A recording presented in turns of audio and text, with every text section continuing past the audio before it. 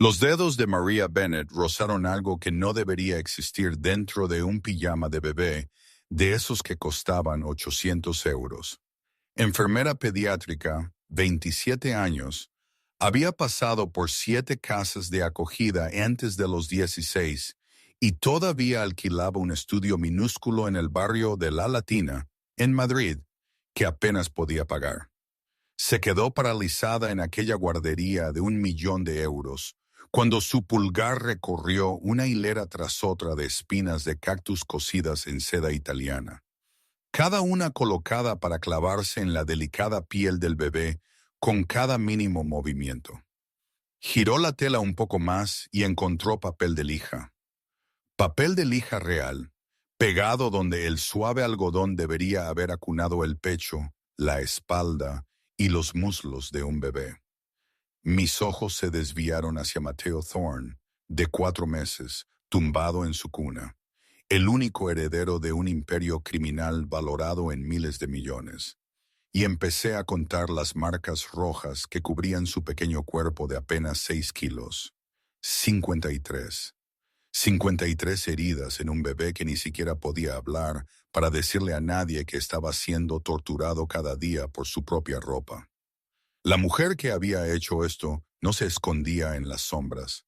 Estaba arriba, subiendo historias a Instagram para sus 4 millones de seguidores sobre las alegrías de la maternidad. Una rubia deslumbrante que había construido toda su marca en ser la madre perfecta. Pero el verdadero problema, pensé, no era ella. Era el hombre al que tendría que enfrentarme si denunciaba esto.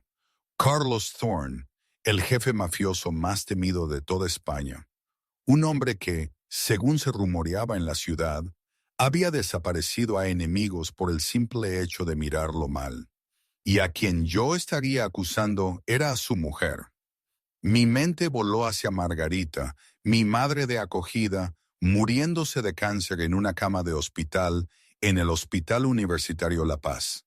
Los 180.000 euros para su tratamiento que yo no podía pagar. Pensé en cómo guardar silencio significaba mantener este trabajo y tal vez salvar a la única persona que alguna vez me había querido incondicionalmente. Luego, mis ojos se posaron en los ojos exhaustos de Mateo y me vi a mí misma a los 6 años, cubierta de quemaduras de cigarrillo, rogando a los adultos que me creyeran mientras ellos miraban para otro lado. Nunca hubo una verdadera elección, ¿verdad?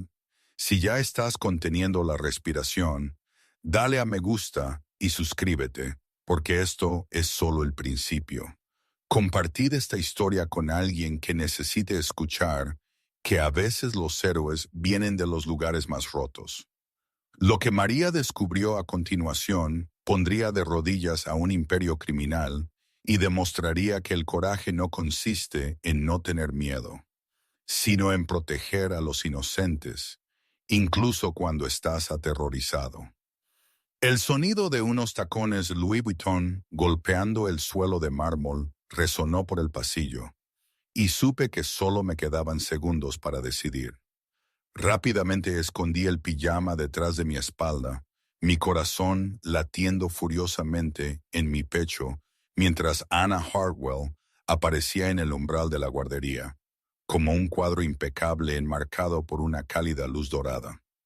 La mujer de 29 años parecía sacada directamente de la portada de Vogue.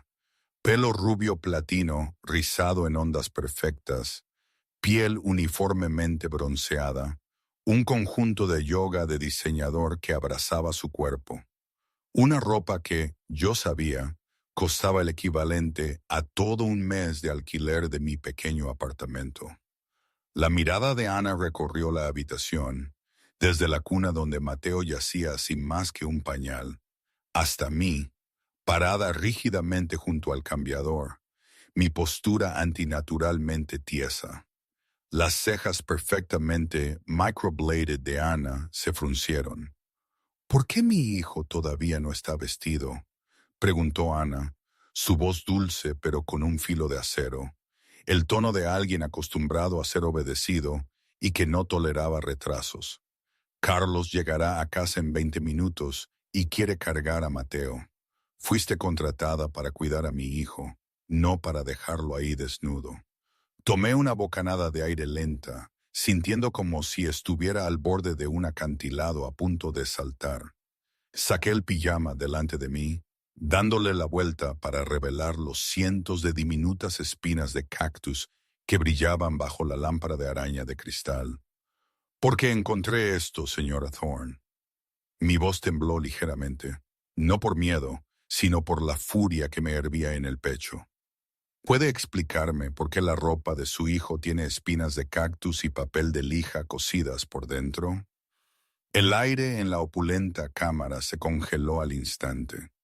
Observé el rostro de Ana como una enfermera observa a un paciente, notando cada cambio sutil. Sus pupilas se dilataron durante medio segundo. Shock genuino.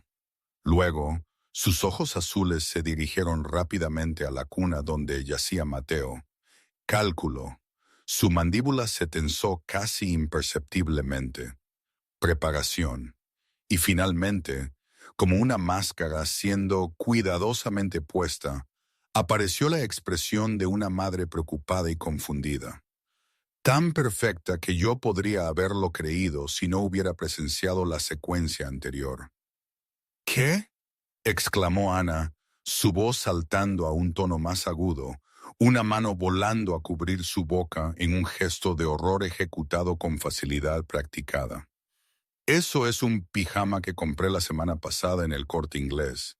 Es algodón orgánico italiano, certificado hipoalergénico. No hay manera de que pueda haber... Lo hay.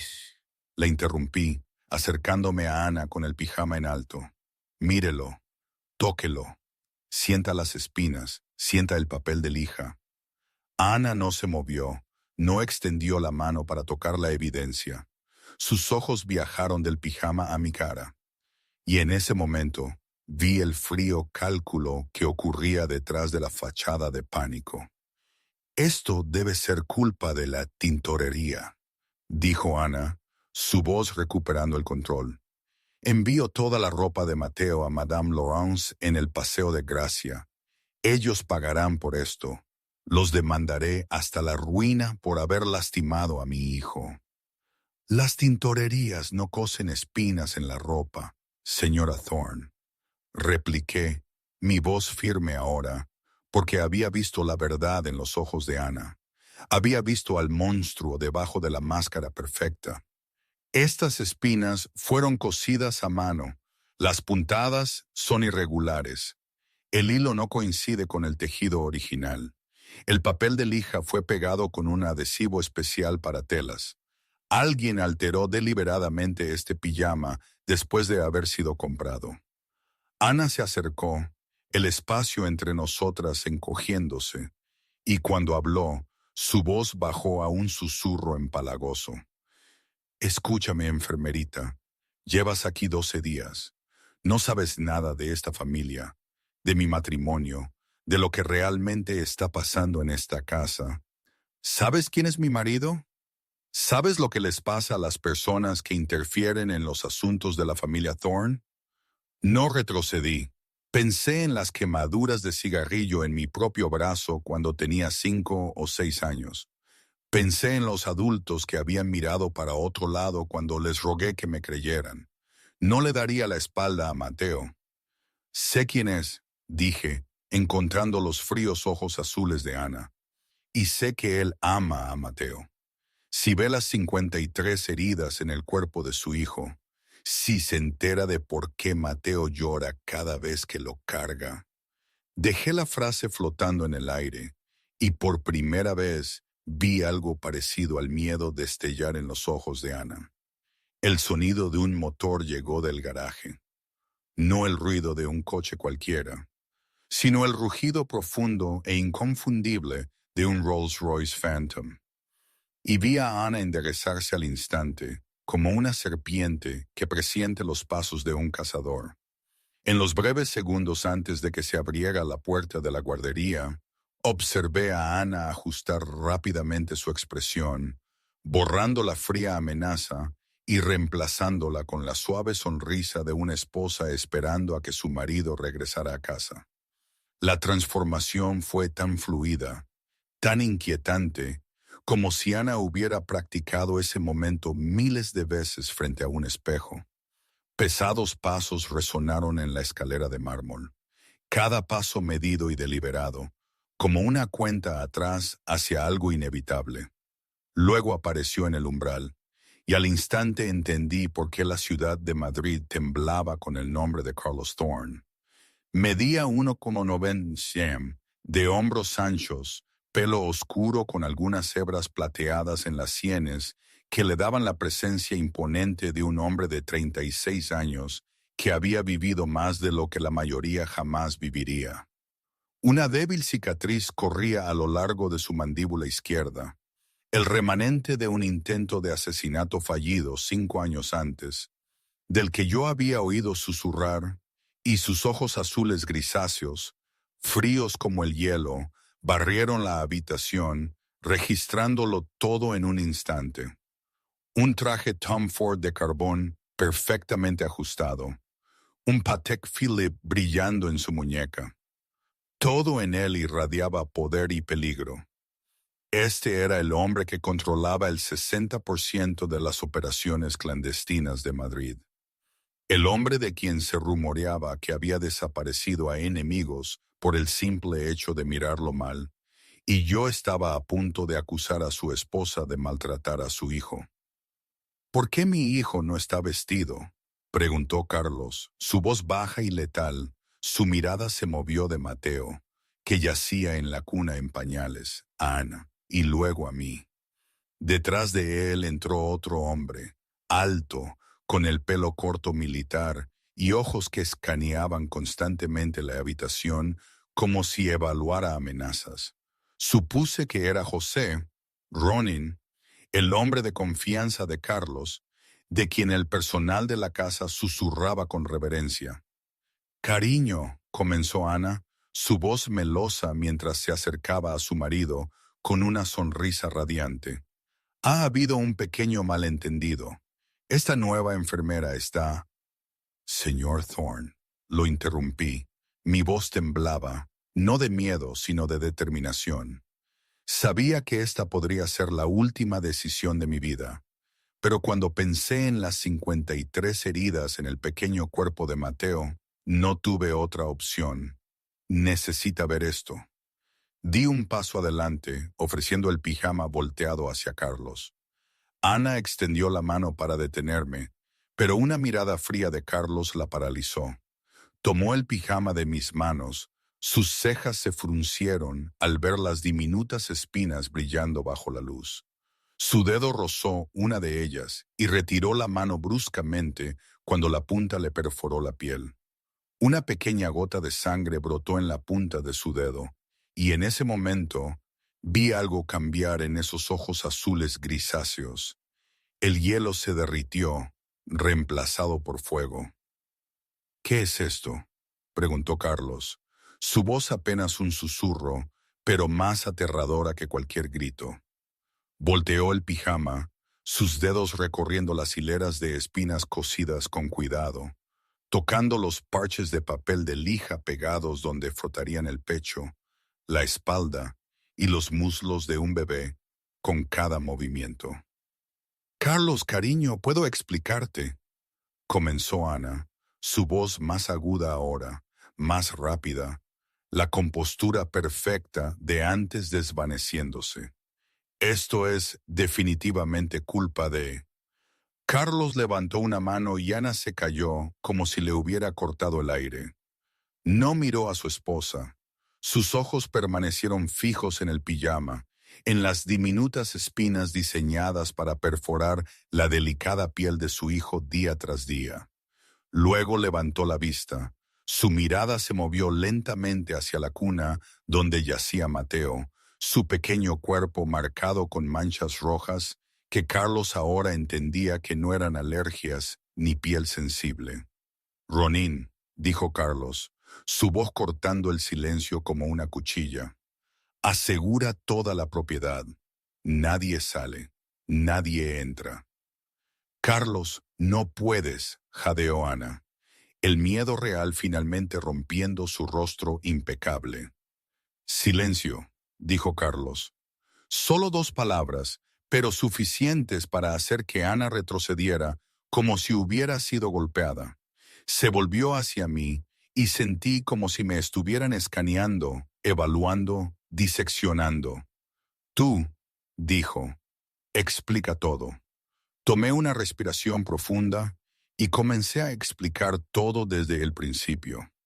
Desde la forma en que había notado el patrón anormal de lesiones en el cuerpo de Mateo, la distribución a diferencia de cualquier condición dermatológica que había visto en 7 años como enfermera pediátrica, hasta el momento en que decidí examinar su ropa y descubrí el infierno cosido dentro de la seda italiana.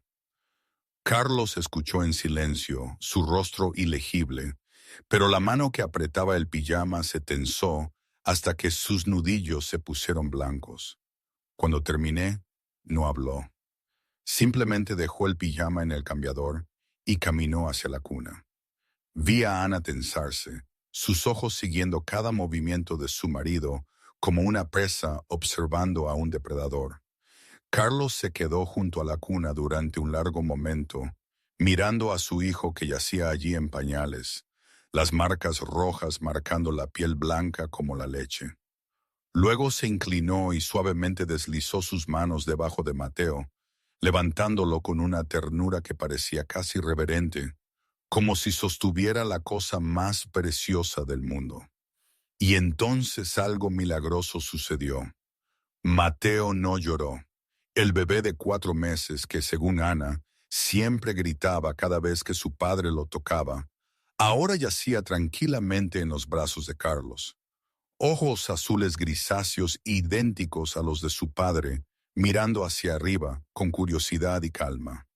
No hubo llantos, ni forcejeos, solo un bebé finalmente siendo sostenido por su padre sin cientos de diminutas espinas perforando su piel.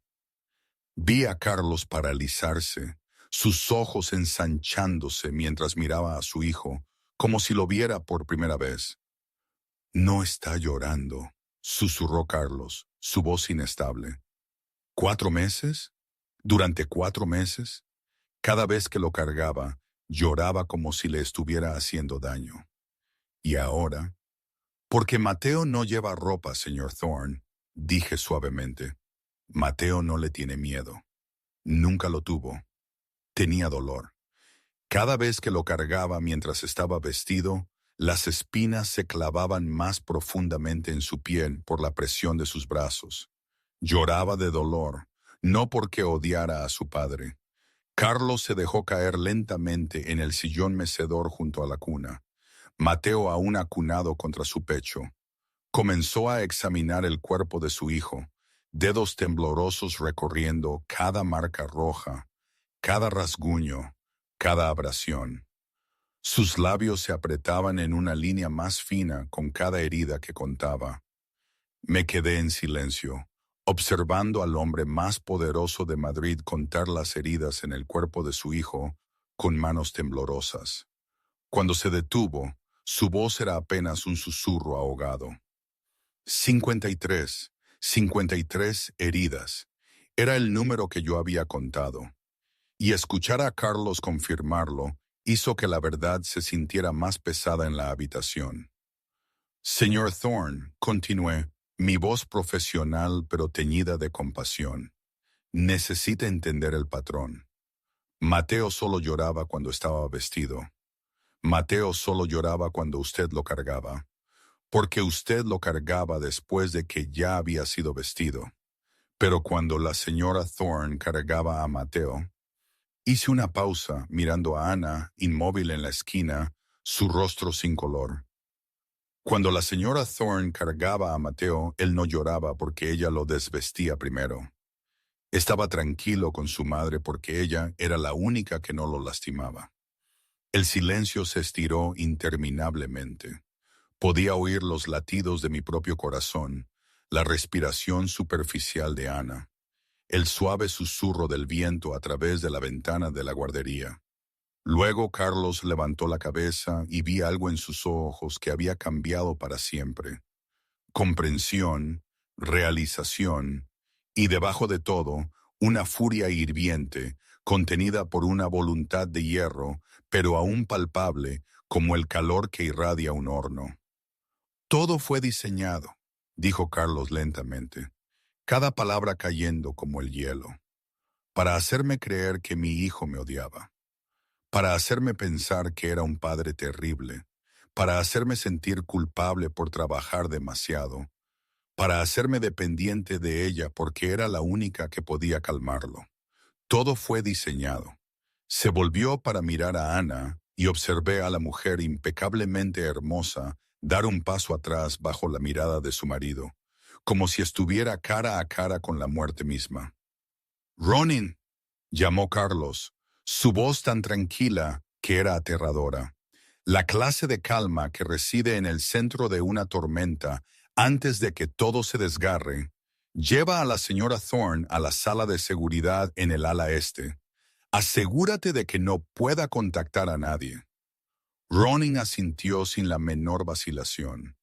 Como si detener a la esposa de su jefe fuera la tarea más común del mundo, se movió hacia Ana con el paso firme de un hombre acostumbrado a cumplir órdenes sin cuestionar. «Carlos, no puedes hacer esto», gritó Ana, su voz perdiendo todo el control por primera vez, aguda y asustada. «Soy tu esposa, soy la madre de Mateo. ¿Vas a creerle a una enfermera que lleva aquí 12 días por encima de tu propia esposa? Está intentando destruir nuestra familia». Carlos no la miró. Sus ojos permanecieron fijos en el rostro de Mateo, pacífico en sus brazos. La pequeña mano del bebé se enrolló alrededor de su dedo como si, por primera vez, Mateo se sintiera seguro con su padre. «Ronin», dijo Carlos, «solo una palabra». Y Ronin tomó el brazo de Ana y comenzó a sacarla de la habitación. Ella se resistió, sus uñas de gel arañando la piel de Ronin, pero el hombre grande no se inmutó. «¡Te arrepentirás de esto!», gritó Ana mientras la arrastraban por la puerta. «No tienes idea con quién estás tratando. Crees que eres poderoso. No eres nada. Esa enfermera pagará por esto, y tú también». Los gritos de Ana resonaron por el pasillo, haciéndose cada vez más débiles hasta que solo un pesado silencio se instaló en la suntuosa suite. Me quedé inmóvil junto al cambiador, sin saber qué hacer a continuación. Acababa de acusar a la esposa de un capo de la mafia. Vi cómo se llevaban a esa mujer. Y ahora estaba sola en la habitación con el hombre más peligroso de la costa este. Cada instinto de mi cuerpo gritaba que debía correr, desaparecer antes de que Carlos Thorne decidiera que yo era una amenaza que debía ser eliminada, pero mis pies no se movieron. Carlos permaneció sentado en el sillón mecedor, Mateo dormido en sus brazos, el pequeño rostro del bebé pacífico por primera vez desde que yo había llegado a trabajar aquí. Pasó mucho tiempo antes de que Carlos hablara, su voz baja y cansada, completamente diferente a la fría amenaza de antes. «¿Por qué no te quedaste en silencio?». Parpadeé, sin esperar que esa fuera su primera pregunta. «¿Sabes quién soy? ¿Sabes lo que podría pasar si te equivocaras? Podrías haber guardado silencio, conservado tu trabajo, conservado tu vida. ¿Por qué elegiste hablar?». Miré a Mateo dormido, a las marcas rojas aún visibles en su piel lechosa, y pensé en la habitación oscura de mi primera casa de acogida, en el olor a cigarrillos y whisky, en mi propio llanto que nadie escuchó jamás. Porque cuando tenía 6 años, nadie me creyó, dije, mi voz apenas un susurro. Sin embargo, resonó en la habitación silenciosa. Tenía quemaduras de cigarrillo en mis brazos, y nadie siquiera miró. Rogué a los adultos que me creyeran, y ellos se dieron la vuelta. No le haré eso a Mateo. No me daré la vuelta cuando un niño está sufriendo. Carlos me estudió durante tanto tiempo que me sentí despojada, como si pudiera leer cada cicatriz invisible que había llevado durante los últimos 21 años. Luego asintió lentamente, un pequeño gesto que contenía una comprensión que nunca esperé de un hombre como él.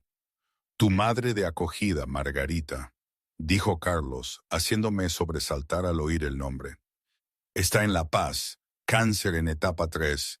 Necesita 180.000 euros para el tratamiento. No pregunté cómo lo sabía. Un hombre que controlaba el 60% del submundo de Madrid habría investigado a cualquiera que entrara en su casa. Me encargaré de ello, dijo Carlos simplemente. Los costos del tratamiento, los mejores médicos, una habitación privada, todo. Señor Thorne, no puedo. Empecé. Esto no es un pago, me interrumpió Carlos. Es un depósito. Necesito que te quedes y cuides a Mateo. Al menos hasta que sepa quién más en esta casa trabajaba para Ana, en quién puedo confiar. Has demostrado que estás dispuesta a arriesgar tu vida por mi hijo. En mi mundo, la lealtad así es más rara que los diamantes. Miré a Mateo dormido, a las heridas en su pequeño cuerpo, luego de nuevo al hombre que esperaba mi respuesta. Sabía que si aceptaba, estaría entrando en el mundo de Carlos Thorne, un mundo del que no podría salir. Pero cuando pensé en Margarita en una cama de hospital, cuando pensé en Mateo necesitando a alguien que lo protegiera, me di cuenta de que no tenía elección. Me quedaré. Una hora después de que acepté quedarme, estaba junto a Carlos y José frente a la puerta del vestidor de Mateo, una habitación separada de casi 40 metros cuadrados, dedicada únicamente al guardarropa de un bebé de 4 meses. Cuando la puerta se abrió, no pude evitar un jadeo agudo. Cientos de conjuntos colgaban y yacían perfectamente organizados por color y marca.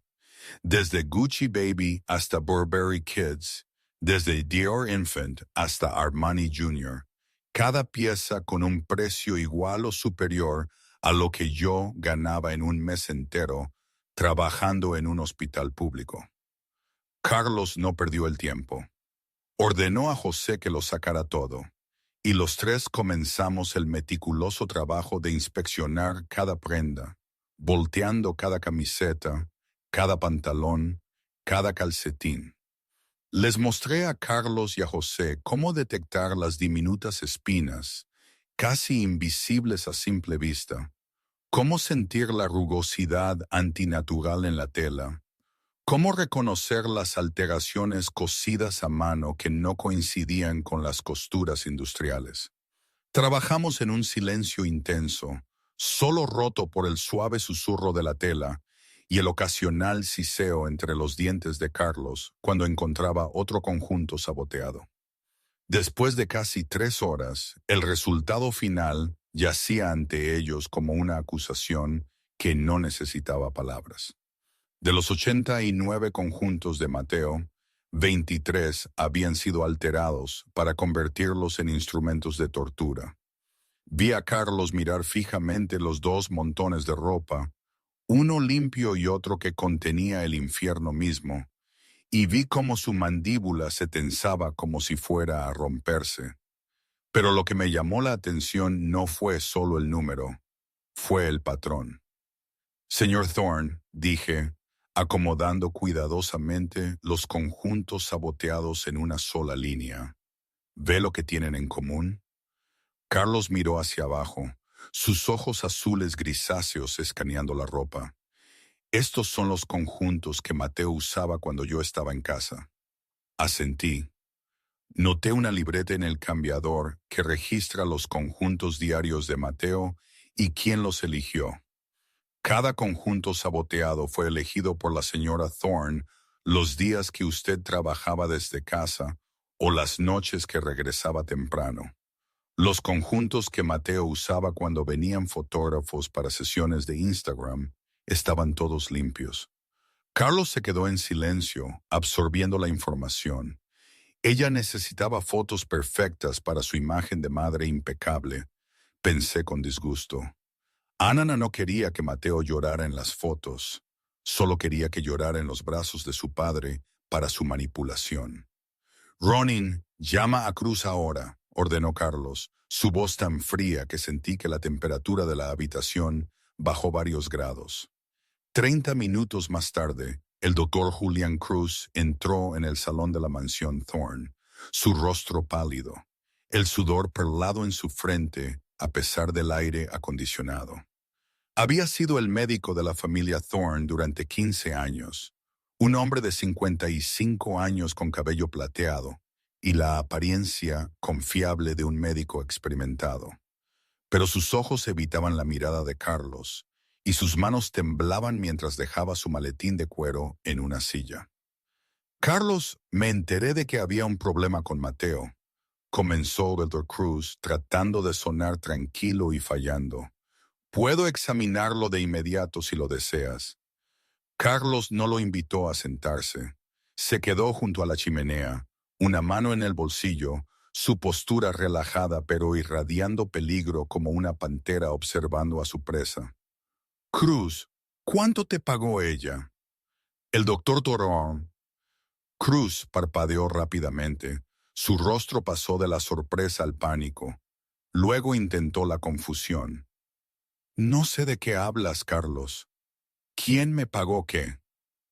No lo preguntaré 2 veces. La voz de Carlos no subió ni un decibelio, pero la amenaza era tan clara como un disparo. El doctor Turk.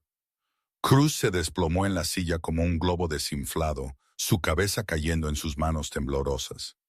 50,000 al mes, susurró, su voz rota.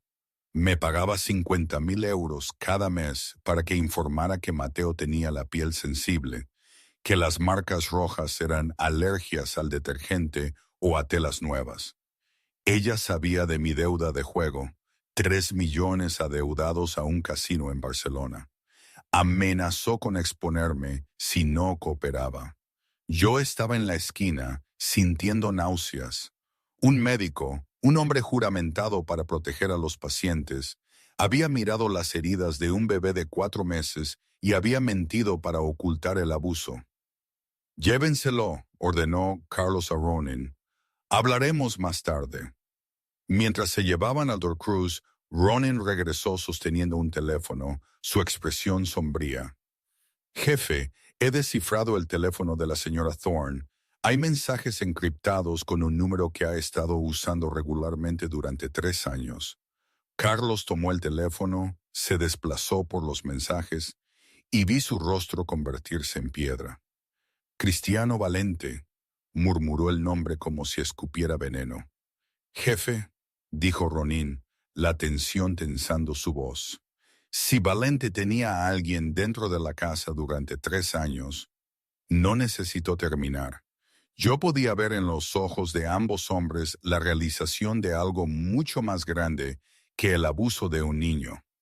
Carlos Thorne no solo había sido traicionado por su esposa, había sido apuñalado por la espalda por un enemigo durante 3 años sin siquiera saberlo. Aquí debo hacer una pausa, ¿verdad? Es todo tan, ¿cómo decirlo?, ridículo. O no, quizás no. Tal vez lo ridículo era mi vida antes, el no tener nada, el creer que lo malo siempre venía de forma ruda y obvia. Esto era diferente. Era una maldad de seda, de susurros y sonrisas perfectas. En mi barrio, en la Latina, hubiéramos dicho que a Ana le faltaba un tornillo o que estaba más loca que una cabra. Pero aquí, en esta mansión, las cosas eran más complejas.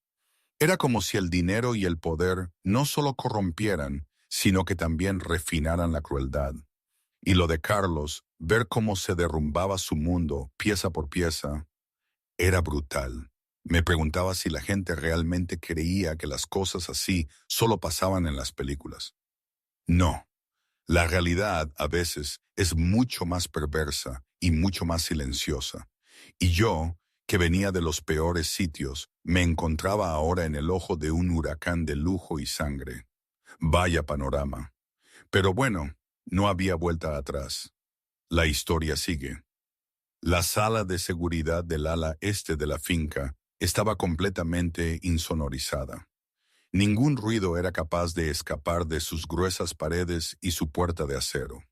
Cuando Carlos entró y yo le seguí, Anna estaba sentada en la única silla de la habitación, sus manos esposadas a la barra de metal atornillada a la mesa. Nos miró y me sorprendió no ver ningún rastro de la mujer histérica que había estado gritando hacía solo unas horas.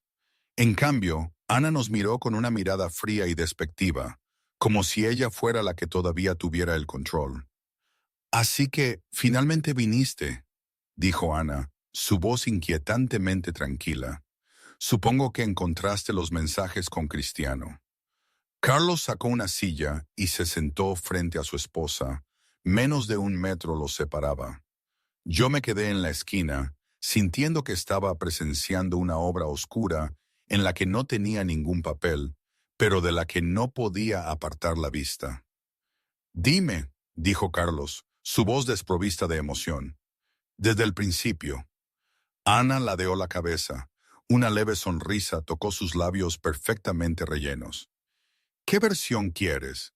¿La esposa cariñosa e incomprendida o la verdad?» «La verdad».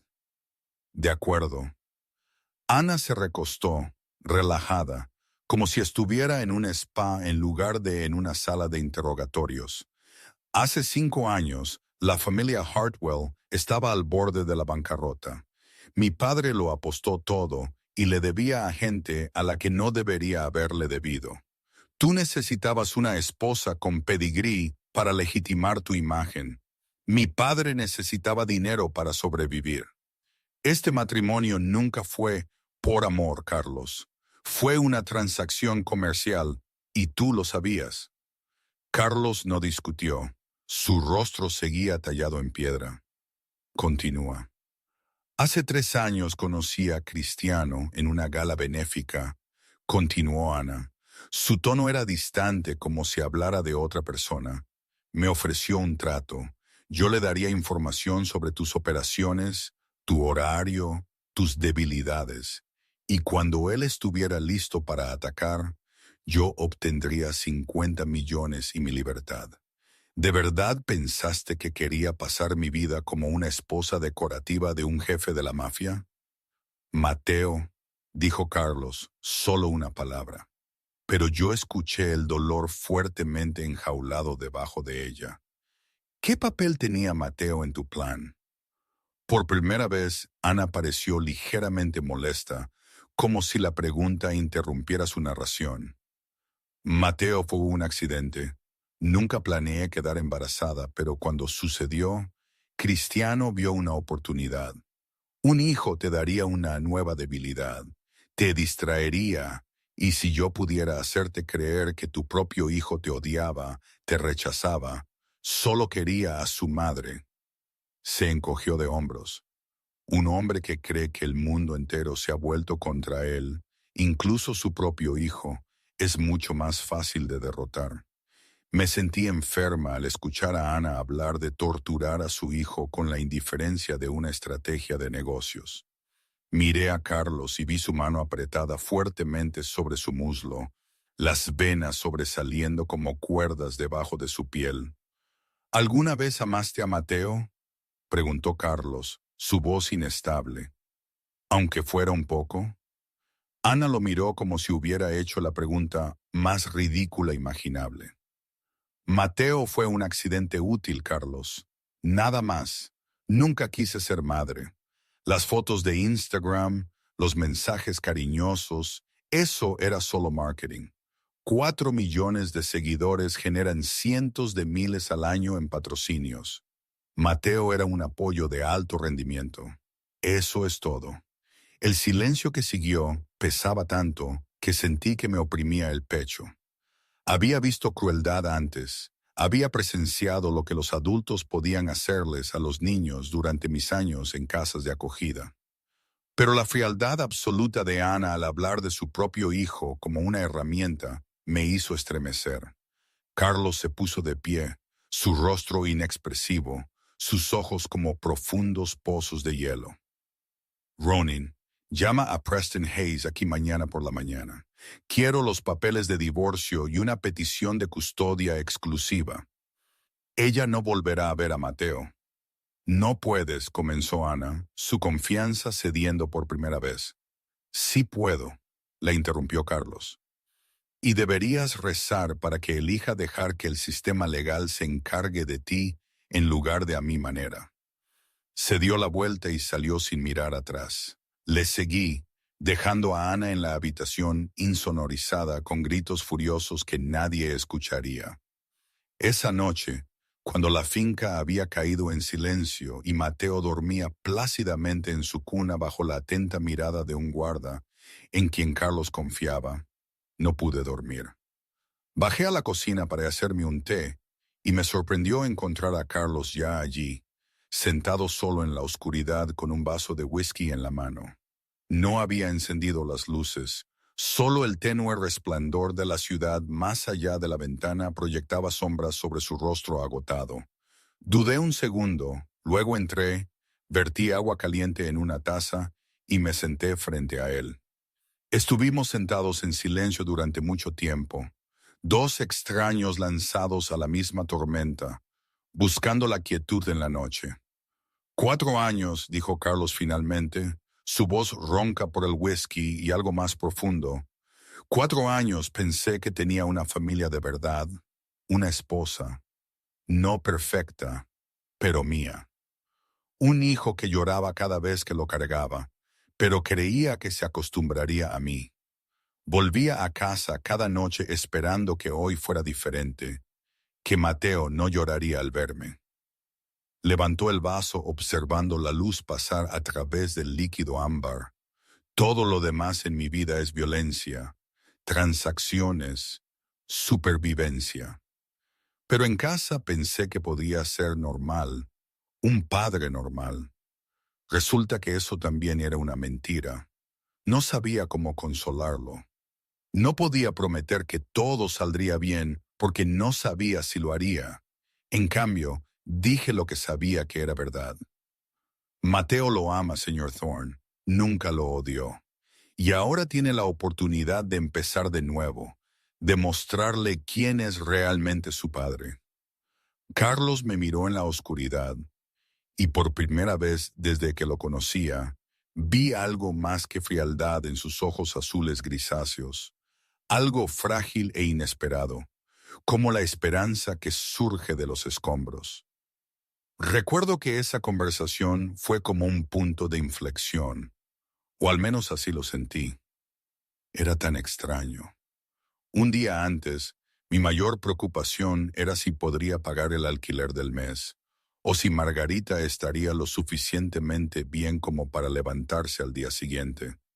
Y de repente, aquí estaba yo, sentada en la cocina de una mansión que valía una fortuna, bebiendo té con un hombre que, según las calles, podía chasquear los dedos y hacer desaparecer problemas. O personas. En mi mundo anterior, la gente así solo existía en las noticias de sucesos, lejos, intocables. Y ahora estábamos compartiendo el silencio y la oscuridad, y él me estaba escuchando. ¿Qué se supone que hace una en una situación así? Era como si la vida me hubiera tirado a la piscina más profunda que existía, sin ni siquiera preguntarme si sabía nadar. Y yo, la verdad, no tenía ni idea. Solo sabía que Mateo, ese pequeño, merecía un padre de verdad. Y quizás, solo quizás, este hombre roto por el dolor podía llegar a serlo. 5 días habían pasado desde que mi mundo se había puesto patas arriba. Me había acostumbrado lentamente a la vida dentro de la finca Thorne, a las comidas preparadas por un chef privado, a cuidar a Mateo en sus lujosas habitaciones, a breves encuentros con Carlos cuando pasaba a ver a su hijo antes de trabajar, y de nuevo al regresar a casa. Esa mañana le pedí permiso a Carlos para visitar a Margarita en La Paz, y él accedió con la condición de que un guardaespaldas me acompañara. No discutí. Comprendía que, Con todo lo que se estaba desarrollando, la seguridad ya no era algo que tomara a la ligera. La visita con Margarita fue bien. Mi madre de acogida parecía más sana después de días de tratamiento por los mejores médicos y enfermeras. Y aunque todavía había preguntas en los ojos de Margarita sobre el origen de esta misteriosa ayuda, no me presionó para obtener respuestas. De vuelta, mientras la camioneta negra de los Thorne circulaba por una calle tranquila del centro, todo cambió en un instante. Una escalade negra bloqueó nuestro camino.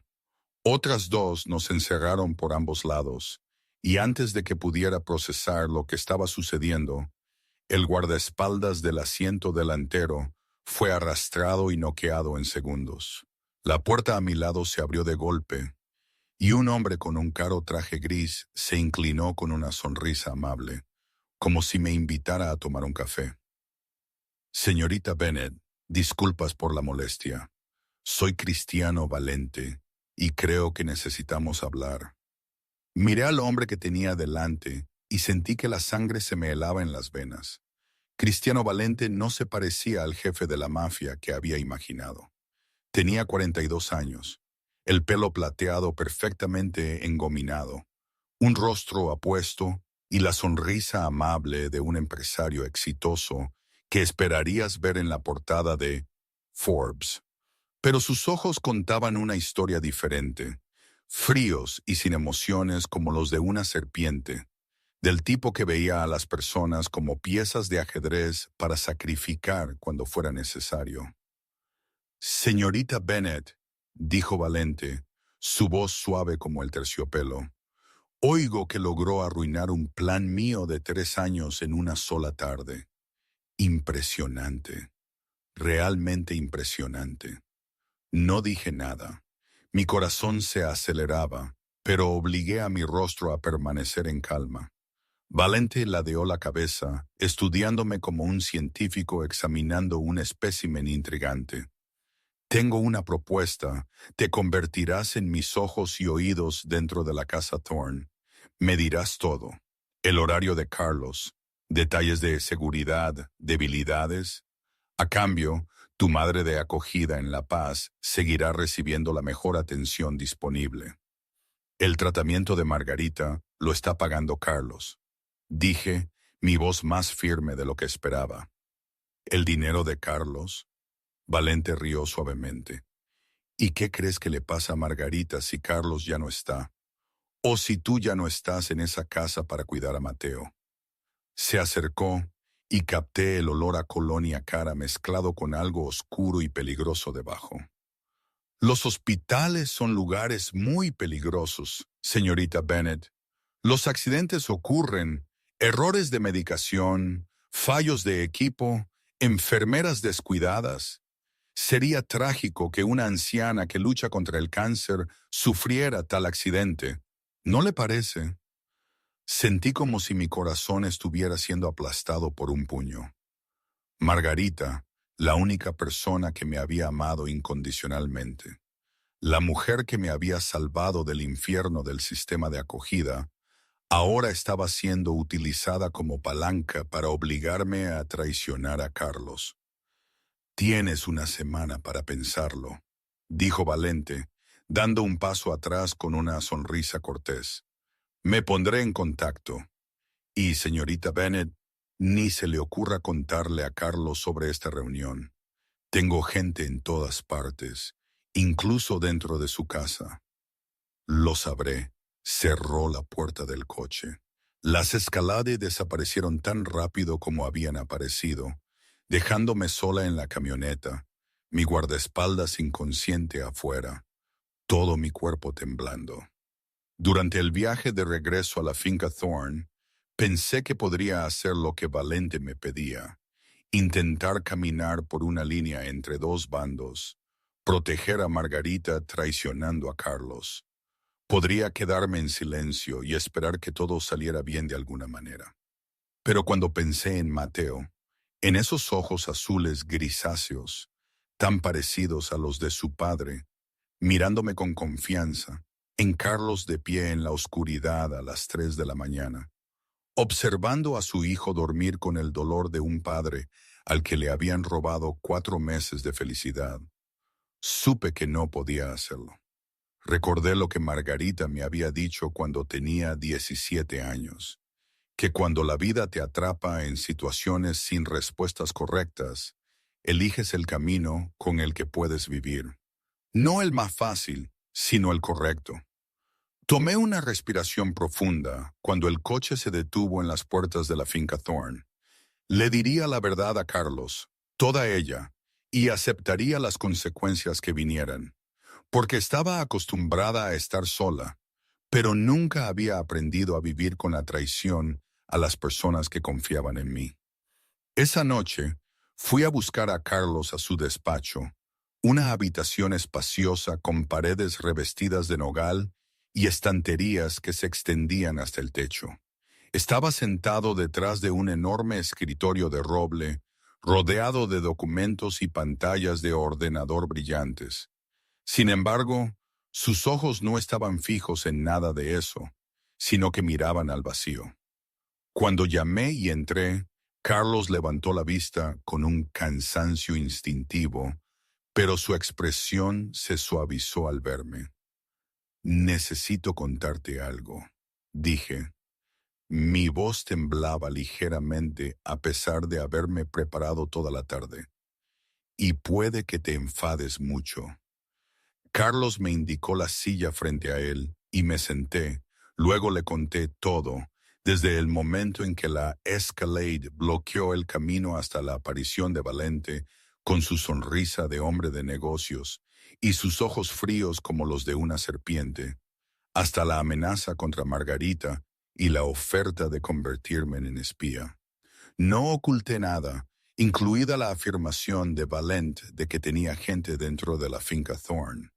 Cuando terminé, el silencio se extendió tanto que pude oír el tic-tac del reloj de pared. Carlos me miró sin pestañear, y no pude descifrar lo que estaba sucediendo detrás de esos ojos azules grisáceos.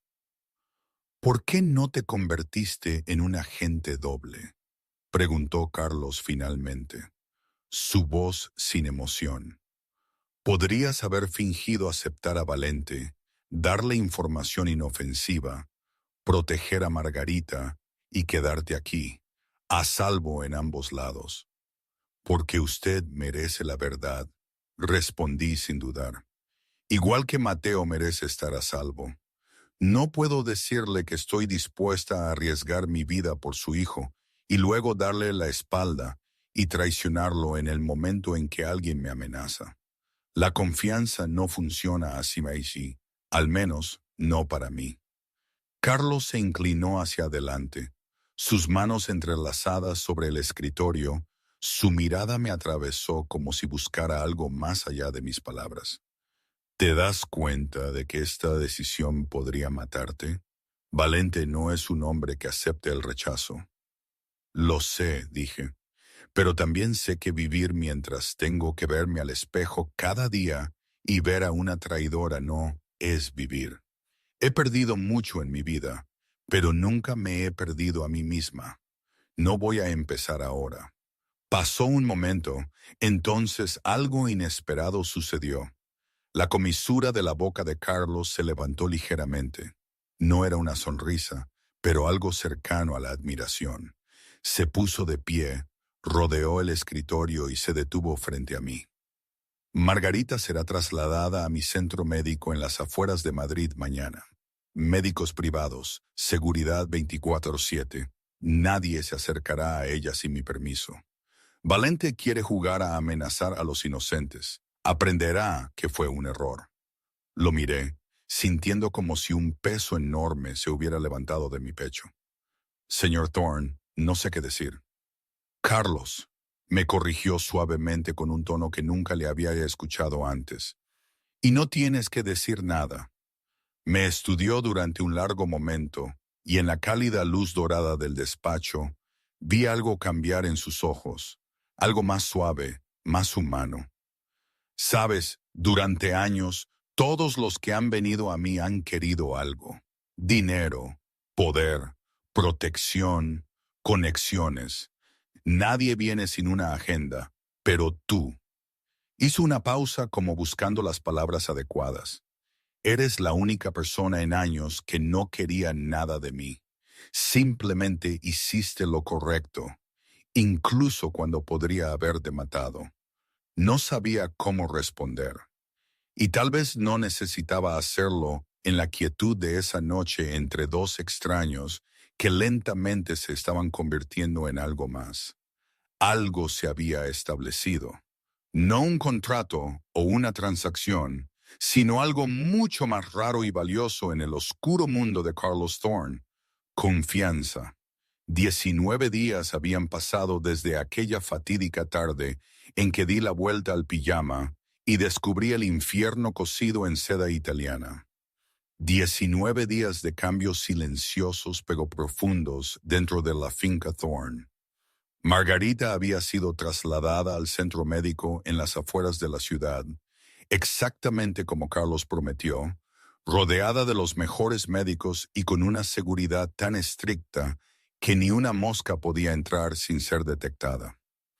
Ana permanecía confinada en la sala de seguridad a la espera de procedimientos legales, y el abogado Preston Hayes había finalizado los papeles de divorcio junto con la petición de custodia exclusiva. Pero el mayor cambio de todos era Mateo. Esa tarde estaba en la guardería mirando el pequeño cuerpo de Mateo tumbado en el cambiador después de su baño. Y por primera vez en casi 3 semanas, no vi una sola marca roja. Su piel blanca como la leche se había curado por completo, suave y perfecta como la de cualquier bebé sano de 4 meses. Vestí suavemente a Mateo con un nuevo pijama, uno que había sido inspeccionado a fondo y confirmado como seguro. Y él no lloró ni se resistió. Solo me miró con sus claros ojos azules grisáceos y envolvió sus diminutos dedos alrededor de los míos. El sonido de un coche llegó del garaje antes de lo habitual y me sorprendió reconocer el Rolls Royce de Carlos. Raramente regresaba antes de las 7 de la tarde.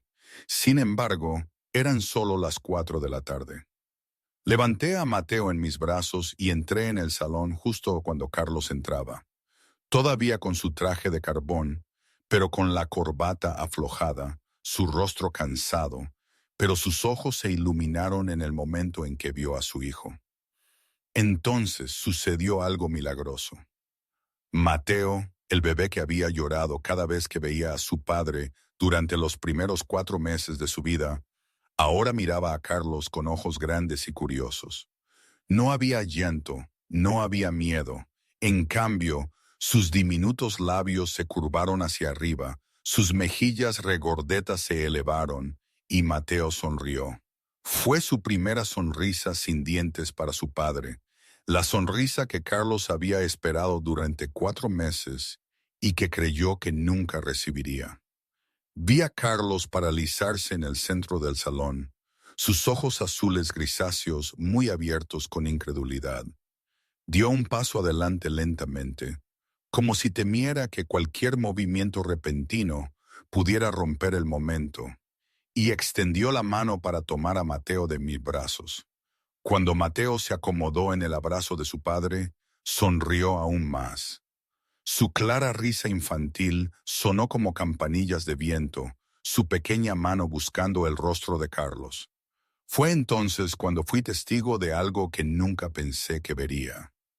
Carlos Thorne, el jefe mafioso más temido de España, el hombre ante quien temblaba Madrid, de pie en medio del salón con su hijo en brazos y lágrimas silenciosas corriendo por sus mejillas.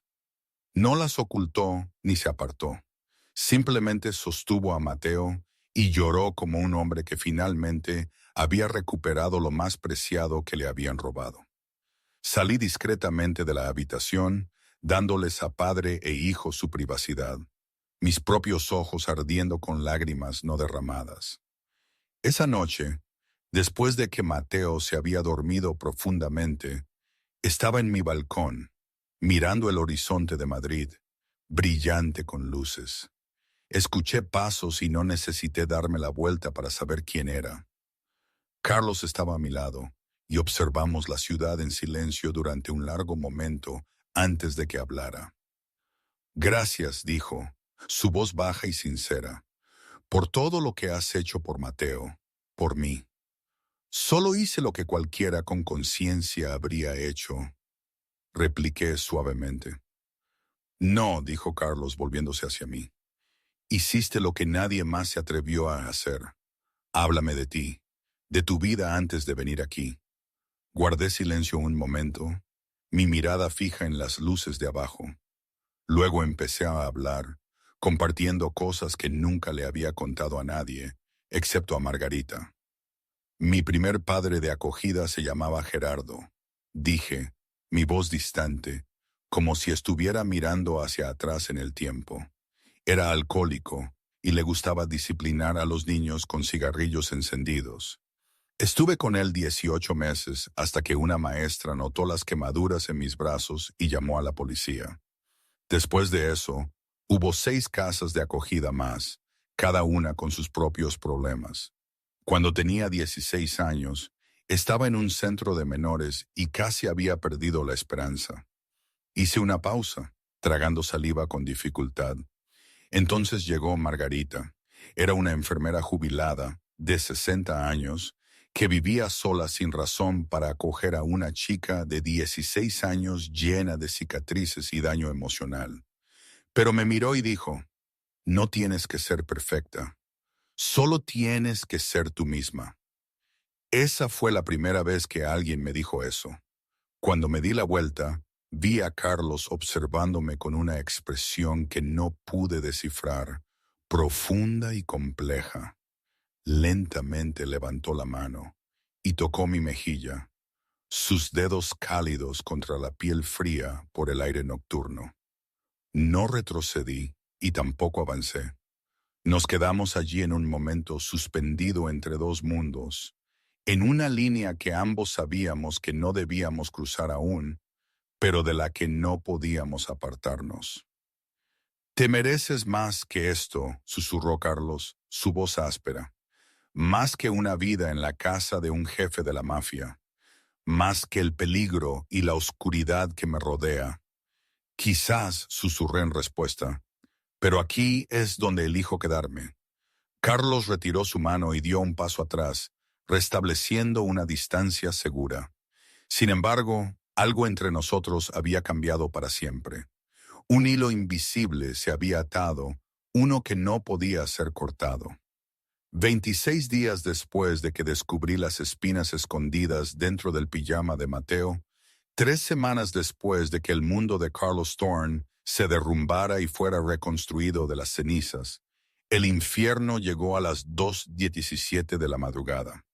Estaba sumida en un sueño sin sueños cuando las sirenas de la alarma rasgaron la noche, el sonido penetrante resonando por la finca como el grito de una bestia herida. Me incorporé en la cama, el corazón acelerado, y antes de que pudiera recomponerme, mi puerta se abrió de golpe. Carlos estaba allí, sin traje ni corbata, solo una camisa negra y un arma en la mano, su rostro tenso como un alambre bajo las luces rojas intermitentes del sistema de seguridad. Valente, dijo, solo una palabra, pero fue suficiente para que yo lo entendiera todo. 20 hombres armados están irrumpiendo en la propiedad. Coge a Mateo y ve a la habitación del pánico ahora. Ronin te guiará. No perdí ni un segundo en preguntas. Corrí a la guardería de al lado donde Mateo lloraba, sobresaltado por las alarmas. Lo levanté, abrazándolo contra mi pecho, sintiendo su pequeño cuerpo temblar contra el mío. «Shh, está bien», susurré. Aunque sabía que era una mentira, aunque nada estaba bien. Ronin apareció en el umbral de la guardería. Su precisión táctica y años de entrenamiento aparentemente no afectaban su velocidad.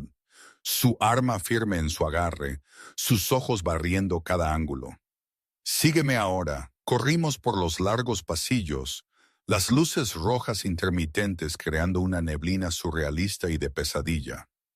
Los disparos estallaron desde los pisos inferiores, ráfagas de tiros crepitando en el aire, mezcladas con gritos y el estallido de cristales.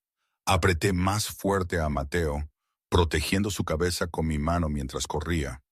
Corrí como nunca antes, manteniéndome cerca de la espalda de Ronin, a través de pasadizos retorcidos que nunca supe que existían en la finca. Estábamos casi en la habitación del pánico cuando todo se vino abajo. 3 hombres armados aparecieron al final del pasillo, y Ronin reaccionó al instante, empujándome a un recoveco de la pared y abriendo fuego. Me acurruqué en la esquina, Mateo gritando en mis brazos, y todo lo que pude hacer fue cerrar los ojos y rezar mientras los ensordecedores disparos explotaban a nuestro alrededor. Luego escuché un gemido de dolor y mi corazón pareció detenerse. «¡Ronin!», grité cuando vi al hombre grande desplomarse contra la pared, la sangre empapando su hombro. Pero Ronin aún no estaba abatido. Derribó al último hombre armado, luego se volvió hacia mí, su rostro pálido por la pérdida de sangre. «Sigue. La puerta de la habitación del pánico está al final del pasillo. El código es el cumpleaños de Mateo. Yo te cubriré». «Pero tú, Ronin», empecé. «Ve», rugió Ronin, y no me quedaba tiempo para dudar. Aferré a Mateo y corrí hacia el final del pasillo. Mis dedos temblaban mientras introducía el código en el teclado. Y cuando la gruesa puerta de acero se abrió, me lancé dentro como a los brazos de la salvación. La habitación del pánico era una cámara reforzada con paredes de acero, suficiente comida y agua para 2 semanas y, lo más importante, un sistema de cámaras de seguridad que mostraba cada rincón de la finca. Coloqué a Mateo en la cuna portátil preparada en el interior, tratando de calmarlo incluso mientras yo misma temblaba incontrolablemente. Luego mis ojos se dirigieron a las pantallas de las cámaras, y la sangre se me heló en las venas. Carlos estaba abajo luchando contra al menos 5 hombres armados a la vez. Ya había derribado a varios, pero su munición era limitada y los atacantes seguían llegando como una avalancha. Lo vi ser golpeado en el hombro, tambalearse hacia atrás, y luego como otro atacante le quitaba el arma de una patada. Vi a Carlos caer, rodeado por 3 hombres armados, y supe que, a menos que ocurriera un milagro, el hombre que salvó a Margarita, que me mostró que incluso los monstruos podían tener corazón, iba a morir esa noche. Miré los monitores de seguridad con un corazón que sentía que se me aplastaba en el pecho. Carlos estaba rodeado por 3 hombres armados, una rodilla presionada contra su espalda, un arma pegada a su cabeza, y supe que solo tenía segundos para decidir. Mateo yacía en la cuna portátil, ya no lloraba, mirándome con ojos azules claros idénticos a los de su padre. Si Carlos moría esta noche, Mateo sería huérfano, y yo perdería al primer hombre que realmente me había visto, el primero que confió en mí, no por lo que podía darle, sino por quien yo era. No podía permitir que eso sucediera. Me dirigí al botiquín de emergencia dentro de la habitación del pánico, lo abrí y encontré una pistola Taser. No era un arma ideal, pero era la única que sabía usar. Miré a Mateo una vez más y susurré que volvería. Lo prometí. Luego abrí la puerta de acero y salí. El pasillo estaba completamente oscuro, iluminado solo por las luces rojas intermitentes de emergencia y el eco distante de los disparos desde abajo. Me moví como un fantasma, pegándome a la pared, con cuidado de no hacer ruido. Había memorizado la posición de Carlos desde las cámaras, el salón del primer piso, y tenía que alcanzarlo antes de que fuera demasiado tarde. Encontré la escalera de servicio que Ronin me había mostrado durante mis primeros días en la casa, y bajé un escalón a la vez. Mi corazón latía salvajemente. Al acercarme al salón, Escuché voces en una mezcla de italiano y español. Escuché a Carlos gemir suavemente y supe que estaba en el lugar correcto. Me presioné en una esquina y miré. Carlos estaba de rodillas, sus manos inmovilizadas a su espalda por un hombre armado grande, su rostro cubierto de sangre por un corte en la frente. Otros dos hombres armados montaban guardia, con las armas apuntándote, y uno de ellos estaba hablando por teléfono, probablemente informando a Valente. Sabía que solo tenía una oportunidad. Esperé hasta que el hombre del teléfono le diera la espalda. Entonces me moví. Salí de la esquina, apunté la taser al hombre que retenía a Carlos y disparé. El electrodo golpeó su espalda y se desplomó con un aullido, su cuerpo convulsionando incontrolablemente. Todo sucedió en segundos. Carlos, liberado del atacante electrocutado, se movió instantáneamente con el instinto de un hombre que había sobrevivido innumerables batallas. Agarró el arma caída y disparó al segundo hombre antes de que pudiera reaccionar. El tercero disparó y escuché a Carlos gruñir mientras la bala le perforaba el hombro, pero eso no le impidió devolver el fuego. El tercer hombre cayó y el salón quedó en un silencio repentino, solo roto por la respiración agitada de Carlos y los gemidos del hombre en el suelo. Carlos habló entre dientes apretados, su voz fracturada por el dolor, diciéndome que estaba loca y ordenándome que regresara a la habitación del pánico inmediatamente. Le respondí que no iría a ninguna parte sin él. Le pasé el brazo por la cintura y lo ayudé a ponerse de pie. Era más pesado de lo que esperaba, casi 1,90 y puro músculo, pero la adrenalina me dio una fuerza que normalmente no tenía. Se tambalearon por el pasillo. Yo casi lo arrastraba, su sangre empapando mi ropa. Llegaron a la habitación del pánico justo cuando escuché pasos apresurados hacia ellos. Cerré de golpe la puerta de acero y la bloqueé, y se desplomaron dentro como hojas arrastradas por una tormenta. No me detuve a respirar. Bajé a Carlos al suelo, le rasgué la camisa y examiné la herida. La bala todavía estaba alojada en su hombro. La sangre fluía constantemente, y sin extraerla, podía desangrarse. Carlos me dijo que había un botiquín médico en la esquina y me advirtió que dolería. Dije que lo sabía, ya abriendo el botiquín y preparando las herramientas, diciéndole que no había anestesia. Me dijo que no la necesitaba, mirándome con ojos azules grisáceos llenos de dolor y algo más que no me atrevía a nombrar, diciéndome que lo hiciera. Trabajé. Había extraído balas y cosido heridas antes en urgencias, pero nunca así, nunca con un paciente que me mirara fijamente sin inmutarse, que soportara la agonía en silencio. Cuando extraje la bala y comencé a coser la carne desgarrada, Carlos finalmente preguntó por qué había regresado. Sin levantar la vista, dije que era porque Mateo necesitaba a su padre. Preguntó si era solo Mateo. Dudé por un instante, luego continué cosiendo, diciéndole que sabía que no era solo Mateo. El silencio se extendió entre nosotros, solo roto por los suaves ruidos de Mateo desde la cuna y el sonido de la aguja pasando por la piel. Cuando terminé y vendé la herida, el ruido exterior cambió repentinamente. Los disparos volvieron a estallar, pero esta vez sonaban más lejos.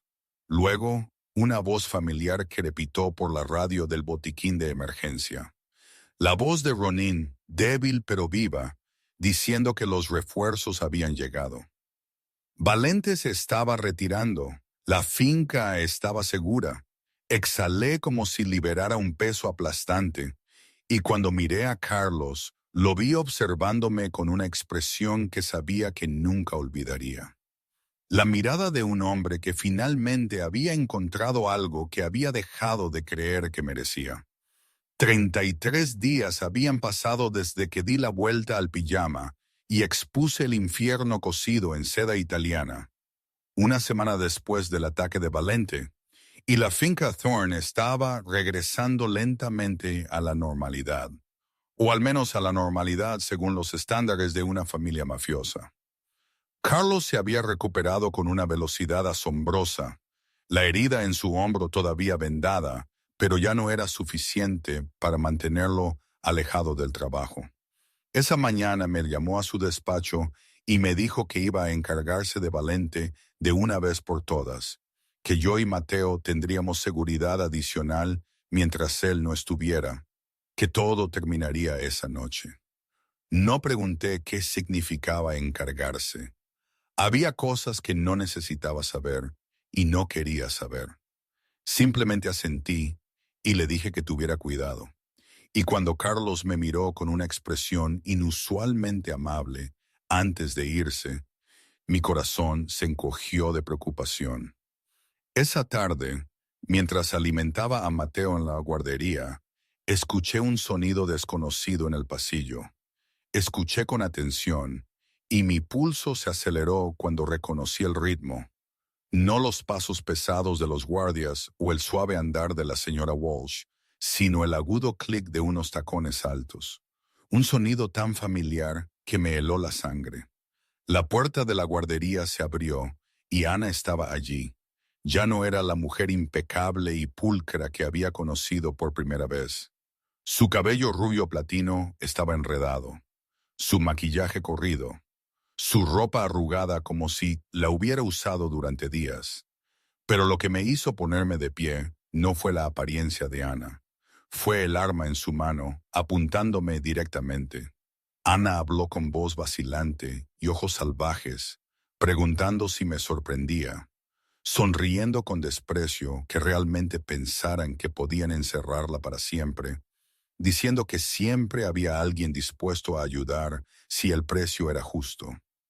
Bajé lentamente el biberón, me levanté y me moví para que mi cuerpo bloqueara la cuna donde yacía Mateo. Pregunté qué quería Ana.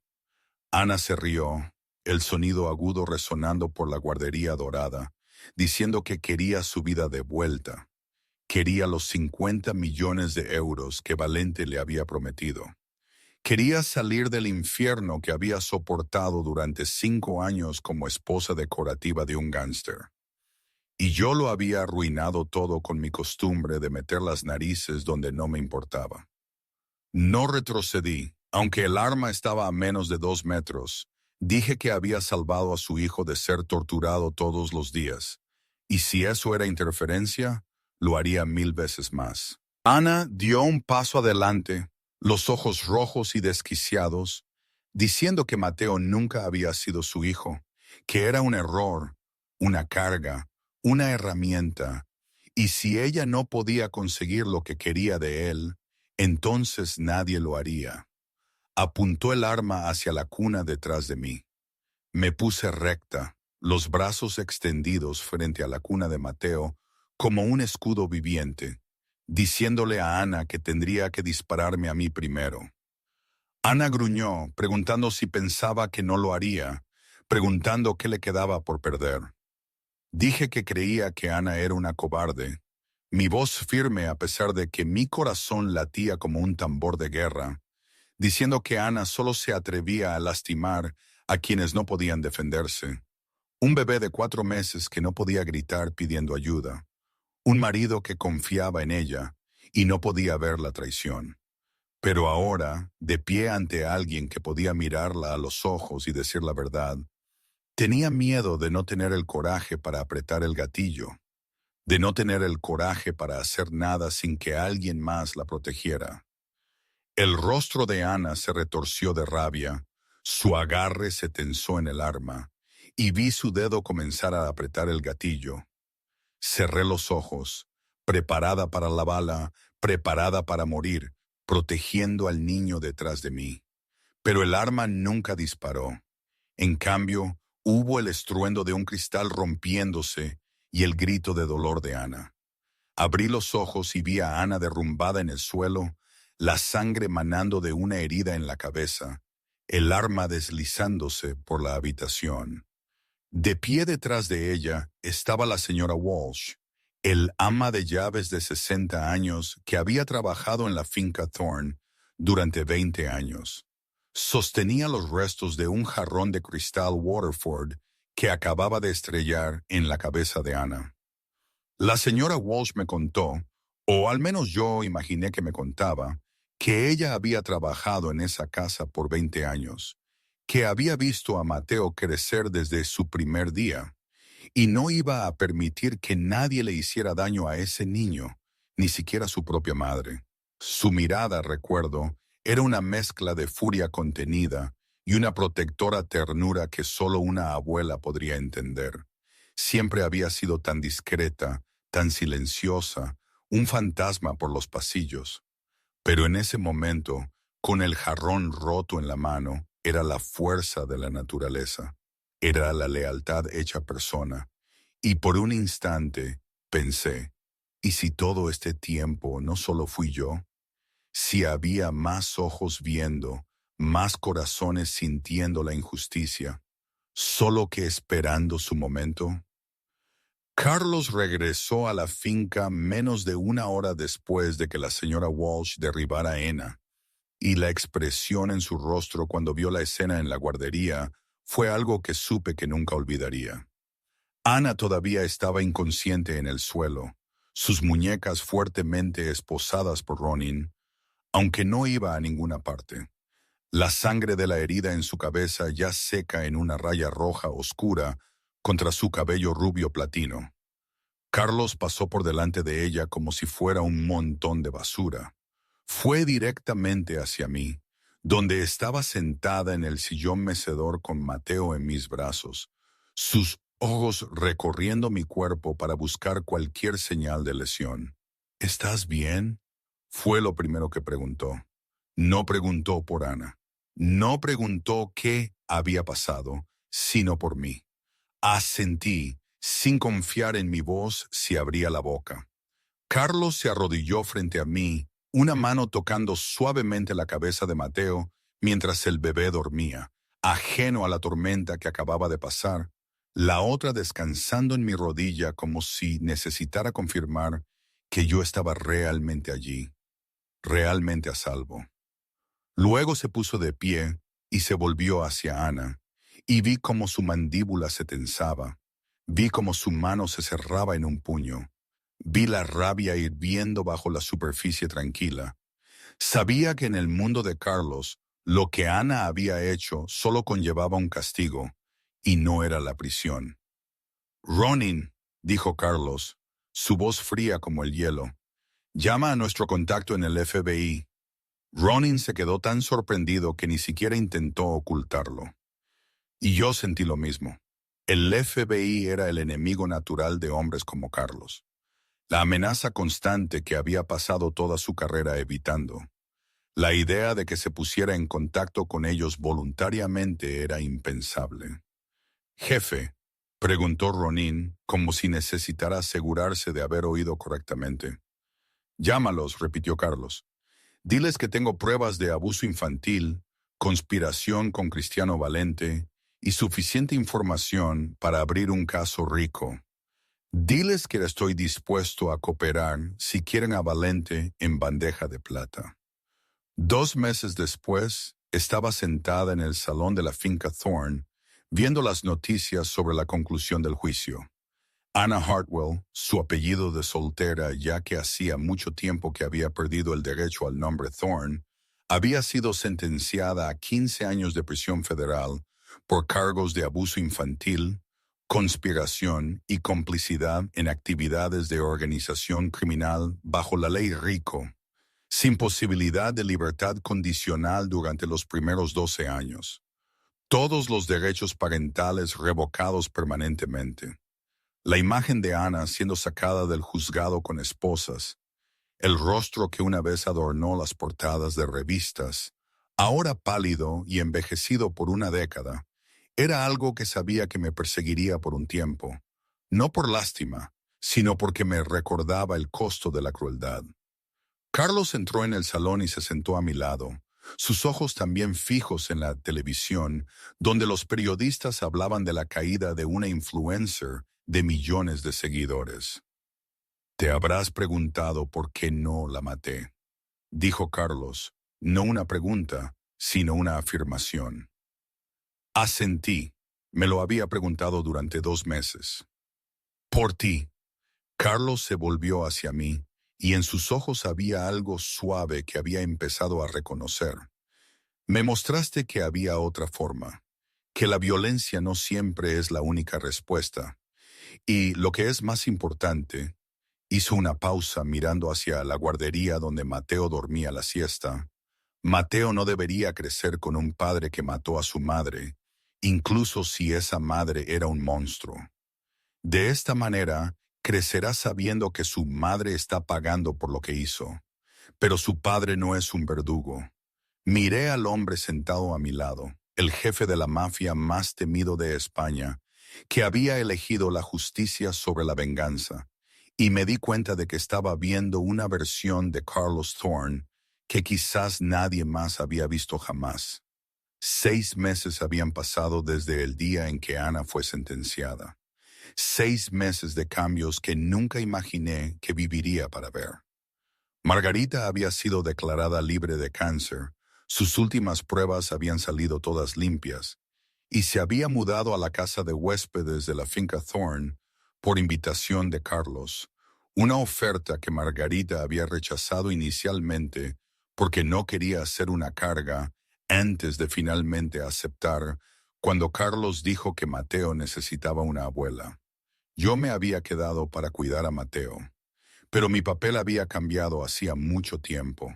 Ya no era solo una enfermera o una niñera, sino algo que nadie se molestaba en nombrar porque todos podían verlo.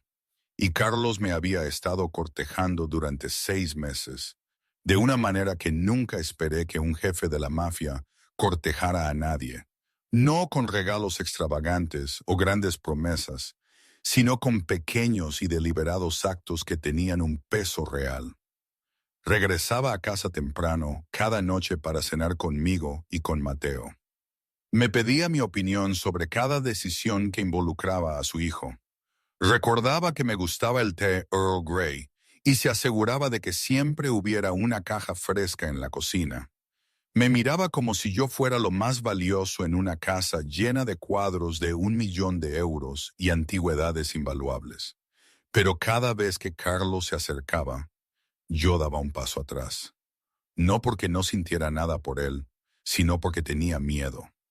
Miedo de no merecer algo bueno. Miedo de que si me permitía amar, me harían daño como siempre me lo habían hecho antes. Miedo de que yo, una niña que había pasado por 7 casas de acogida, simplemente no estaba hecha para ser amada. Esta noche, estaba en el balcón con vistas a Madrid como tantas veces antes, las luces de la ciudad brillando abajo como un océano de estrellas. Escuché los pasos familiares y no necesité darme la vuelta para saber que Carlos estaba detrás de mí. Estuvo a mi lado en silencio durante un largo momento, y cuando finalmente habló, su voz era baja y cansada, como si hubiera estado cargando un peso durante demasiado tiempo. No soy un buen hombre, María, dijo, su mirada fija en la distancia. He hecho cosas que nunca perdonarías si conocieras los detalles. Mis manos no están limpias, y probablemente nunca lo estarán. No puedo prometerte una vida normal, segura, sencilla como otros hombres pueden. Me volví para mirarlo, a las líneas marcadas de su rostro, la tenue cicatriz a lo largo de su mandíbula, los ojos azules grisáceos que albergaban una vulnerabilidad que solo me mostraba a mí, al hombre que había salvado a Margarita, protegido a Mateo y esperado por mí durante 6 meses sin quejarse. Lo sé, dije, y mi voz no tembló como pensé que lo haría. Sé quién eres, Carlos. Conozco tu mundo y sigo aquí. Carlos se volvió hacia mí, y a la cálida luz que salía del salón, vi algo en sus ojos finalmente romperse, la última pared cayendo, y me miró sin esconder nada. Te mereces algo mejor que yo, susurró. Quizás, repliqué, y por primera vez di un paso adelante en lugar de atrás. pero no quiero algo mejor. Te quiero a ti. Carlos levantó su mano, tocando mi cara como lo había hecho hacía meses en este mismo balcón. Pero esta vez ninguno de los dos se apartó. Sus dedos trazaron la curva de mi mejilla, mi mandíbula, y cuando se inclinó, cerré los ojos. Nuestro primer beso no fue un fuego abrasador, sino el encendido de una vela, lento y suave, lleno de cuidado y contención. Los labios de Carlos estaban cálidos contra los míos, una mano acunando la parte posterior de mi cuello, la otra alrededor de mi cintura, como si yo fuera algo precioso que pudiera romperse. Y yo, por primera vez en mis 27 años, me permití ser amada. No retrocedí, no busqué razones para huir, no me dije a mí misma que no era digna. Simplemente me quedé allí en los brazos del hombre al que el mundo temía, pero que me sostenía como un tesoro, y dejé caer las lágrimas por mis mejillas porque por fin, había encontrado mi hogar. 4 años después de aquel primer beso en el balcón, la finca Thorn se llenó de risas y globos de colores por el 5º cumpleaños de Mateo. Corría por el jardín con niños de su guardería, su pelo oscuro rebotando y sus ojos azules grisáceos brillando de alegría. Sin rastro en su cuerpo ni en su espíritu de las heridas de hace años, los psicólogos infantiles habían confirmado que Mateo no arrastraba efectos duraderos del abuso que sufrió cuando era demasiado joven para recordarlo, y creció sano, feliz y profundamente amado. Me encontraba en el porche observando a mi hijo jugar, una mano apoyada en mi vientre de 6 meses, redondo y lleno, la otra sosteniendo un vaso de limonada que Margarita acababa de prepararme. Una alianza de platino con un zafiro azul brillante relucía en mi dedo anular cada vez que la luz del sol la alcanzaba. El anillo que Carlos había deslizado en mi mano durante nuestra pequeña e íntima boda con solo la familia y unas pocas personas de confianza 2 años antes. Había elegido un zafiro en lugar de un diamante porque nunca me importó la extravagancia. Y Carlos se había reído, diciendo que yo era la única mujer que conocía que rechazaría un diamante. «Mami, mami, mírame», gritó Mateo mientras corría hacia mí, sosteniendo un globo de superhéroe. Su carita regordeta resplandecía. Me incliné para abrazarlo tanto como mi vientre me lo permitía y besé su frente. Escuchar mami todavía me apretaba el corazón cada vez. Incluso después de escucharlo miles de veces durante los últimos 3 años, desde que Mateo comenzó a hablar y, naturalmente, eligió ese nombre para mí. Nunca se lo había pedido, nunca se lo había sugerido. Mateo lo había elegido él mismo, y era el regalo más preciado que jamás había recibido. Abuela Margarita, ven a jugar conmigo», dijo Mateo, tirando de la mano de Margarita, mientras ella estaba sentada debajo del roble en una silla de mimbre. Una mujer de 75 años con cabello blanco plateado y una sonrisa amable. Margarita se levantó, más despacio que antes, pero fuerte. El cáncer ahora un recuerdo lejano. Sus médicos la habían declarado completamente sana en su último chequeo. Vivía en la casa de huéspedes de la finca, lo suficientemente cerca para ver a Mateo todos los días y lo suficientemente privada para tener su propio espacio. Y a menudo decía que estos últimos años eran los más felices de su vida. Carlos salió de la casa al jardín con una sonrisa que solo su familia veía.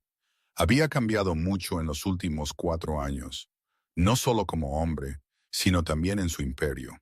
El 60% del imperio Thorn ahora operaba completamente dentro de la ley. Bienes raíces de lujo en el centro y Chamberí, una empresa tecnológica de rápido crecimiento en Barcelona, una cadena de restaurantes de lujo a lo largo de la costa.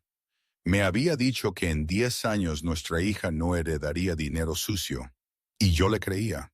Yo todavía trabajaba a tiempo parcial en pediatría en La Paz, no por dinero, sino porque no podía abandonar el trabajo que me había moldeado.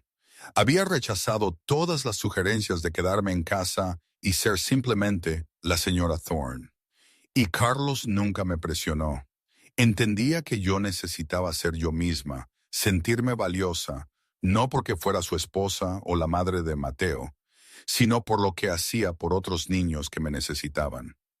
Observando a Mateo correr hacia Carlos y ser levantado sobre los hombros de su padre. Observando a Margarita sonreír con sus dientes que faltaban mientras su nieto le entregaba un trozo de pastel de cumpleaños. Observando una casa que una vez estuvo llena de sombras y secretos, ahora resonar con las risas de los niños. Puse mi mano en mi vientre donde mi hija pataleaba suavemente, y supe que esta era la vida con la que nunca me atreví a soñar, pero que siempre había merecido.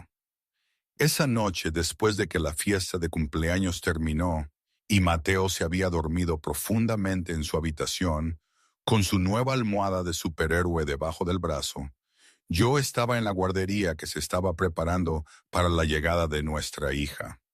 La habitación estaba pintada de un suave rosa rubor, la cuna blanca ya montada, juguetes de peluche cuidadosamente dispuestos en los estantes, y Mateo había colocado cuidadosamente su osito de peluche favorito dentro de la cuna para reservar un lugar para su hermanita. Yo estaba junto a la ventana, contemplando las luces brillantes de Madrid abajo cuando sentí unos brazos familiares rodearme por detrás. La calidez de Carlos se asentó en mi espalda, su mano descansando en mi vientre embarazado, donde nuestra hija pataleaba suavemente, como si saludara a su padre. Permanecimos allí en silencio, y dejé que mi mente se desviara hacia años lejanos. Pensé en la niña de 6 años con quemaduras de cigarrillo en los brazos, rogando a los adultos que le creyeran, mientras ellos le daban la espalda. Pensé en la joven de 16 años en un centro de menores que casi había perdido la esperanza hasta que apareció Margarita. Pensé en la enfermera de 27 años que vivía en un estudio minúsculo en Madrid, trabajando turnos de 12 horas y aún incapaz de pagar el tratamiento de la mujer que le había salvado la vida. Y pensé en el momento que lo cambió todo, el segundo silencioso y fatídico en que elegí darle la vuelta a un pijama de seda en una guardería de 1.000.000 de euros. A veces, las decisiones más pequeñas cambian todo, no el mundo en su sentido más amplio, sino los mundos de las personas más cercanas a nosotros. ¿Realmente lo hacen? ¿O solo nos permiten ver el camino que ya estaba ahí, esperando? Es un pensamiento que a veces me persigue, la idea de que todo estaba prescrito y yo solo fui un engranaje. Pero luego miro a Mateo, a Carlos, a Margarita, y sé que sea cual sea la verdad, yo fui parte de algo que creamos juntos. María salvó a Mateo al voltear una prenda de ropa. Encontró una familia al negarse a permanecer en silencio ante la injusticia. Aprendió que era digna de amor al permitirse confiar una vez más. Y hoy, ¿qué puedo decir? No hay un final de cuento de hadas perfecto, ¿verdad? A veces, por las noches, mientras veo a Carlos dormir a mi lado y escucho el suave respirar de mis hijos en sus habitaciones, me pregunto si todo lo que pasó fue lo correcto. Si la decisión de meterme en todo esto, de quedarme, fue por valor o por pura cabezonería. Quizás un poco de ambas. La vida es así, llena de grises. Nada es perfecto, ni siquiera aquí en esta mansión. Pero es nuestra vida.